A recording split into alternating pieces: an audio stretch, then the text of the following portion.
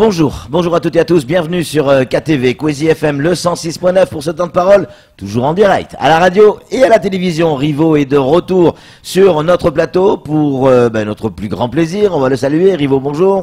Bonjour. En vacances ou déjà au travail? Encore au travail? Heure supplémentaire. Heure supplémentaire. Rivo, allez, plus sérieusement, on va faire le bilan de cette année scolaire qui a été catastrophique pour les gamins, on l'a vu pour le second degré. Et je vais éternuer. Pardon, excusez-moi, c'est pas joli, mais bon, ça prend comme ça, je sais que c'est moche. Pardon, je vous demande pardon.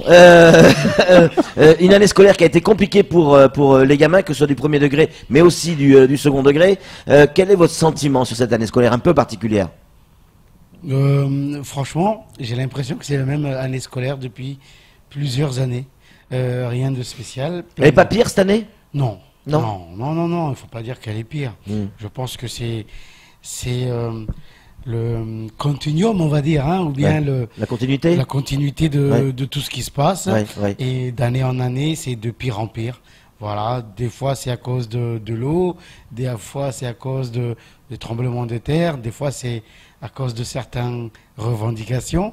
Mais voilà, c'est devenu comment une habitude. Celui qui ne l'a pas encore compris, qui n'a pas encore compris qu'il va falloir véritablement des investissements importants, ben on sera à la traîne comme ça. Rivo, Madame le vice-recteur s'en va, elle est venue faire ses adieux sur ce plateau, elle a eu un petit mot pour vous, elle n'a pas été désagréable, elle a dit qu'il y avait besoin effectivement des syndicats pour faire bouger les choses.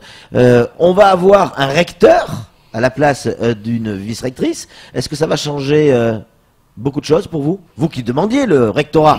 Non, il faut savoir que c'est pas le rectorat qu'on va avoir. Oui, c'est un recteur. C'est un recteur, c'est quelqu'un qui est rang de recteur, qui était dans l'académie de Guadeloupe jusqu'en 94. Et quand il a dû quitter Guadeloupe, c'était une intersyndicale qui s'était constituée. Donc, on voit déjà comment ça va venir. Mais après, j'en ai connu déjà plein de vice-recteurs. Expérimenter un recteur, mais un recteur qui a déjà eu quelques histoires en Guadeloupe entre 2014 et donc sa nomination récente là pour Mayotte, il n'avait pas de poste. Rivo, est-ce que ça veut dire aussi que on va vers le rectorat? Parce que ça a été annoncé quand même par le gouvernement. De toute façon, ça a été annoncé. Et là, c'est visiblement, en tout cas, c'est probablement une personne qui vient préparer la mise en place du rectorat dans le département. Donc, c'est pas plus mal. De toute façon, on avait dit qu'il va falloir quand même quelqu'un qui ait une certaine expérience pour pouvoir affronter les difficultés à Mayotte. Donc, c'est pas plus mal. Mais on va voir après dans quelles conditions. Un mot sur la vice-rectrice, elle s'en va. Je sais que vous avez versé une larme dans votre coin. Non, j'étais quand même au départ, à sa nomination, très content qu'on ait enfin une rectrice. Une femme. Une vice-rectrice. Bon, le problème, c'est qu'elle a toujours refusé qu'on l'appelle vice-rectrice. Je suis le seul à m'être imposé vice-rectrice jusqu'à ce jour. Même les autres camarades, ils sont passés syndicalistes, ils ont adopté le terme de madame le vice-recteur. Ça n'a pas marché avec mon vocabulaire, donc ça dénote un peu tout ce qu'il y a aux alentours avec la personne. Mais il y avait des points positifs quand même. Il y a eu des points positifs avec elle. Je pense que plus qu'avec ses prédécesseurs. Je pense que non, enfin, je ferai pas cette comparaison-là. Et je pense qu'il y avait des moyens, surtout sur des situations personnelles, individuelles, de traiter des problèmes avec Madame Costantini. Mais voilà, il y avait les rythmes scolaires. Qui ont gâché la fête, on va dire. La formation des enseignants du premier degré, avec à l'époque ce qu'elle avait mis en place, les îlots de formation. Ça aussi, ça pèse, hein, ça va peser en tout cas sur notre système éducatif, en espérant que on ne va pas nous parler de continuité, hein, mais on va plutôt nous dire réparer un peu ce qui a été mal fait. Moi, ça me conviendrait bien. Samuel Baucher, le rédacteur en chef de France Mayotte Matin, a une question à vous poser, Rivo. Ouais, tout n'est pas résolu, Rivo. Absolument pas. La reprise de l'ancienneté générale de service pour les enseignants, c'est toujours pas acquis. Les rythmes scolaires, ils existent toujours et sont pas résolus. Comment se présente la rentrée scolaire? La rentrée scolaire, je vous rappelle, l'année dernière, la rentrée scolaire s'est très bien passée pour nous. Il y avait les camarades EFO qui travaillent à la Total qui avaient fait leur action, mais pour nous, ça s'est bien passé. C'était pas à cause de nous que la rentrée scolaire n'ait pas eu lieu. Donc, je pense que ça va avoir lieu. Il n'y a pas de revendication spécifique, en tout cas en marche ou d'action en marche, on va dire, pour la rentrée. Ça, c'est très clair. Ça va bien. De notre côté, il n'y aura rien du tout. D'ailleurs, Scoop, je ne serai pas là pour... donc, si se passe quelque chose, c'est pas vous. D'accord. Donc, déjà, la rentrée scolaire va se faire sans vous. Et vous dites, non, du côté du... j'ai pas dit sans nous. Va se faire, il n'y aura pas de grève qui sortira ce qui sera dans le CUPP sera l'initiative. D'accord. Donc une rentrée scolaire normale. Pour nous. Mais pourquoi pour vous? Ça veut dire, vous nous cachez quoi là? Non, l'année dernière, il y a eu Total. Oui. Et on a parlé, et on a dit que c'est à cause des enseignants. Non, c'est pas les enseignants qui ont cassé la grève. Hein. Oui. La rentrée, je veux dire, la rentrée dernière. Donc là, moi, je suis très clair, on n'a pas de vue sur la rentrée. Donc une rentrée plutôt normale. Est-ce que ça veut dire est-ce qu'on peut aussi se projeter un peu plus loin? Est-ce que pour une fois, on va avoir une année, pour nos gamins, une année entière normale, que ce soit pour le premier degré ou le second degré? Quand je dis normal, autant que se faire possible. France, hein. Vous savez qu'on est en France. Oui, ça je sais, Mayotte est française. Au niveau national, il y a quand même des choses qui vont se mettre en place. Hein, et je pense qu'ils vont mobiliser les fonctionnaires, qui vont mobiliser les salariés. Je parle de le projet actuel contre les retraites. Oui. Il y a un projet en cours qui a été déjà lancé contre sur les salaires, mais surtout par rapport au recrutement en masse de contractuels. Il y a cela.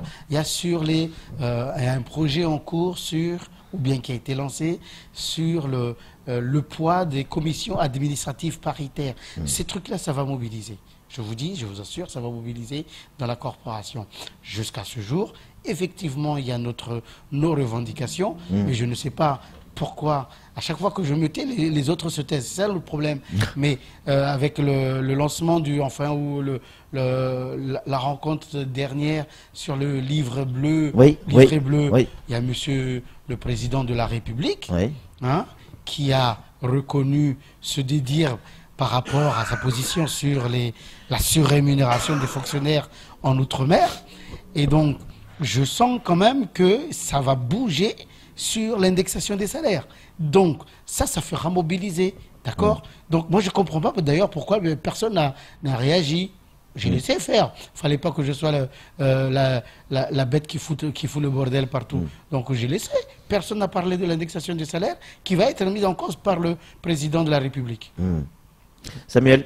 Vous êtes secrétaire départemental du syndicat majoritaire des enseignants du premier degré, ça c'est pas un scoop, mais vous arrivez en fin de mandat, si je ne m'abuse. Est-ce que il y a des échéances électorales au SNUPP? Non, il y a des élections professionnelles déjà. D'accord. Pour le mois de novembre.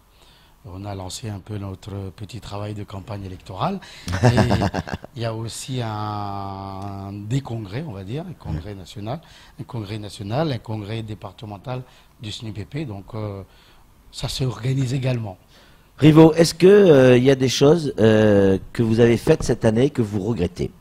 Et je vais plus loin dans ma question. On vous a vu effectivement sur les barrages aux côtés de certaines personnes qui revendiquaient leur volonté de procéder à des décasages. On vous a vu sur ces mêmes barrages. On sait que vous n'êtes pas d'accord avec cette idée. Vous l'avez dit clairement sur ce plateau. Et pourtant vous étiez à leur côté sur ces barrages. Certains sont même du SNUPP. Vous le savez également. Est-ce que cette phase-là, cette période-là, pour vous, vous dérange? Quand le SNUPP était engagé dans le mouvement du mois de février, mars, avril, c'était sur ce qui a été écrit dans le document qui a été publié. D'accord? On s'est retiré du mouvement de grève, non pas parce que certains voulaient procéder à des décasages, mais on a été exclus Pourquoi exclu? Parce que nous étions positionnés par rapport à un maintien des actions et donc des barrages. D'accord? C'était pour éviter d'autres débordements. Donc moi, je maintiens là-dessus. Et que effectivement, si d'autres étaient tentés par ces genres d'actions, ma position a été très claire, reste toujours la même jusqu'à ce jour. Maintenant, entre la question à se poser, c'est ou à me poser, est-ce que vous regrettez d'avoir mené ce combat? Je dis non. Je regrette seulement que certains avaient pensé que les choses allaient se régler et d'ailleurs nous ont poussé vers la sortie. Donc nous sommes sortis avant tout le monde à l'initiative des autres. Et je regrette seulement une chose, c'est d'avoir fait dormir des vieilles personnes dans les barrages. C'est ce que je regrette. Parce que si c'est pour faire dormir des gens sur les barrages et leur dire, alors qu'on n'a rien obtenu, vous sortez de là, effectivement, là, j'ai honte de moi. Et c'est ce que moi, je regrette aujourd'hui. C'est pas le fait d'avoir fait des actions, c'est pas le fait d'avoir bloqué des initiatives qui... Vous avez le sentiment d'avoir trahi ces gens? Oui, oui. Parce qu'à un moment, de toute façon, je ne pouvais plus tenir tout seul ou bien avec mon syndicat. Et qu'effectivement, je les ai trahis parce que je n'aurais pas dû les mettre là. Parce que j'étais avec des personnes qui ne sont pas encore, qui n'étaient pas encore prêts d'aller jusqu'au bout d'une revendication. Et si bien qu'aujourd'hui, quand vous regardez ce qui s'écrit, ce qui se dit sur les réseaux sociaux, ce qui se dit dans les journaux, eh bien les gars, ils veulent reprendre. Mais vous allez reprendre avec qui? Avec des gens qui ont déjà un coup de pied aux fesses? Non, on ne fera pas ça. Donc c'est ça ce que je regrette. Mais les actions, vous savez, quand vous allez dans un mouvement de grève et que vous décidez d'aller sur des actions dures, il y a des débordements, il y a de la surenchère, d'accord? Et que nous, en tant que responsables, on est dans l'obligation de les canaliser. Et donc c'est ce qui a été fait. On a essayé de canaliser tout ça. Mais à un moment, nous, on voulait maintenir des actions. On nous a dit non, on arrête ce mouvement de grève. Donc on a suivi, on est parti. On laisse les autres devant leurs responsabilités. Si aujourd'hui, il y a tout ce qui se passe là qui continue et que maintenant, comment on ne vient pas me demander des comptes. Moi, on m'a dégagé. Ce qui a également caractérisé cette année, notamment pour vous, Rivaux, c'est l'intersyndicale. Cette année, à plusieurs reprises, ça n'a pas été dit aussi clairement, mais à plusieurs reprises, pardon, mais elle a explosé en plein vol, l'intersyndicale, à plusieurs reprises. On essayait par derrière de rabibocher, de recoller les morceaux. Vous le savez, Rivaux. Ça veut dire quoi? Que l'intersyndicale, elle n'est pas si costaud que ça? Mais une intersyndicale, c'est plusieurs syndicats qui sont ensemble, qui essayent de fonctionner ensemble. Il y a des fois ça marche, il y a des fois ça marche pas. Là, ça n'a pas marché. Ça a marché, ça a tenu 7 semaines, 8 semaines. Hein, je rappelle juste le jour où il y avait la réunion... comment la case Rocher, et que dès la sortie, des membres de l'intersyndicale avaient suggéré la levée des actions et tout ça. Bon, moi, je n'étais pas sur place, donc, mais il n'y avait pas de réunion préalable à cette décision-là, par exemple, d'accord, et qu'il a fallu recoller les morceaux, rattraper le coup. Donc, encore une fois, quand vous regardez ceux qui sont, paraît-il, expérimentés en intersyndicale, regardez le mouvement des cheminots, d'accord? À la fin, bon, ils se sont dit, bon, mais allez, bye bye, nous, on continue de notre côté, et vous restez... Donc, ça c'est normal. C'est un fonctionnement normal. L'explosion de l'intersyndicale, une intersyndicale n'est pas un syndicat, d'accord? Et il n'y a pas de porte-parole dans une intersyndicale. Chaque syndicat, normalement, a sa troupe, d'accord? Et parle pour sa troupe. Seulement, effectivement, ce qu'il faut reconnaître, il s'agissait d'un mouvement populaire qui dépassait les salariés. C'est ça le problème. Enfin, c'est ça la situation particulière par rapport à ce mouvement. Oui, ça allait bien au-delà des salariés. Samuel, ce sera pour conclure. La FSU, le SNUPP en fait partie aussi. C'est quoi l'avenir aujourd'hui du SNUPP et de la FSU? On reste sur les mêmes postulats? Il y aura un congrès, nous sommes toujours dans la même fédération. Dans les élections professionnelles, nous composons dans notre fédération qui est la FSU. Il n'y a pas de souci dans notre organisation fédérale à nous.